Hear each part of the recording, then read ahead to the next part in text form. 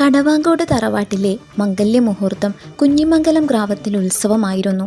നാടുവാഴികളും നാട്ടുമുഖ്യരും ധനിക ദരിദ്രഭേദമന്യേ സകലരും കടവാങ്കോട്ടെ കല്യാണപ്പന്തലിൽ എത്തിച്ചേർന്നു. വർണ്ണവിധാനങ്ങൾ കൊണ്ടൊരുക്കിയ ഒരു മഹാപ്രപഞ്ചം. ഗ്രാമം കണ്ടതിൽ വെച്ച് ഏറ്റവും നിറപ്പകിട്ടാർന്ന ഒരു മാംഗല്യ മാമാങ്കം. വിറയ്ക്കുന്ന കരങ്ങളാൽ മുറച്ചെറുക്കനായ കുട്ടിനമ്പറിൽ നിന്നും പുടവ ഏറ്റുവാങ്ങിയ മാക്കം ആ ധന്യവേളയിൽ സ്വന്തം പിതാവിനെയും ഗുരുകാരണവന്മാരെയും ഓർത്ത് കണ്ണു നിറച്ചു. ആർപ്പുവിളികളോടെ അരിയെറിഞ്ഞനുഗ്രഹിച്ച് കടവാങ്കോട്ട് തറവാടിൻ്റെ മണിദീപത്തിന് മംഗളം നേർന്നു. പ്രായപൂർത്തിയാകും മുൻപ് മംഗല്യമണിഞ്ഞ മാക്കം കുട്ടിനമ്പറുടെ കണ്ണിൽ അന്നും കളിക്കൂട്ടുകാരിയായിരുന്നു.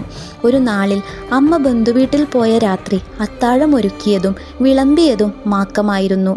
ഭർത്താവ് ബാക്കി വയ്ക്കുന്ന ഭക്ഷണം അതേ പാത്രത്തിൽ ഭാര്യ കഴിക്കുകയെന്നത് അക്കാലത്തെ വിലപ്പെട്ട ചിട്ടയായിരുന്നു. ഭർത്താവിലുള്ള സ്നേഹവും വിശ്വാസവും ആ ഒരു പെരുമാറ്റ ചിട്ടയിലൂടെ വിലയിരുത്തപ്പെടുന്നു.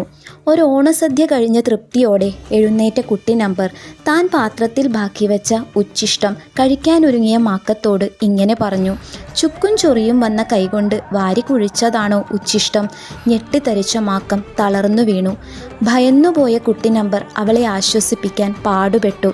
കരുതിക്കൂട്ടി പറഞ്ഞതല്ലെങ്കിലും നിഷ്കളങ്കയായ മാക്കത്തിൻ്റെ മനസ്സിൽ വർഷങ്ങൾക്ക് മുൻപ് പറഞ്ഞ വാക്കിന് മറുവാക്കായി ഭർത്താവിൻ്റെ പരിഹാസം കുത്തി നോവിച്ചു. തണുത്ത വെള്ളം മുഖത്ത് തളിച്ചപ്പോൾ കണ്ണു തുറന്ന മാക്കം കുട്ടി നമ്പറുടെ നെഞ്ചിൽ മുഖം ചേർത്ത് വിങ്ങിപ്പൊട്ടി. 1000 ആശ്വാസവാക്കുകൾ പറഞ്ഞ് നമ്പർ മാക്കത്തെ തണുപ്പിച്ചു. നടന്നതൊന്നും അമ്മയെ അറിയിക്കരുതെന്ന് പറഞ്ഞ് ഇരുവരും ആ രാത്രിയുടെ കുളിരിൽ എല്ലാം മറന്നുറങ്ങി.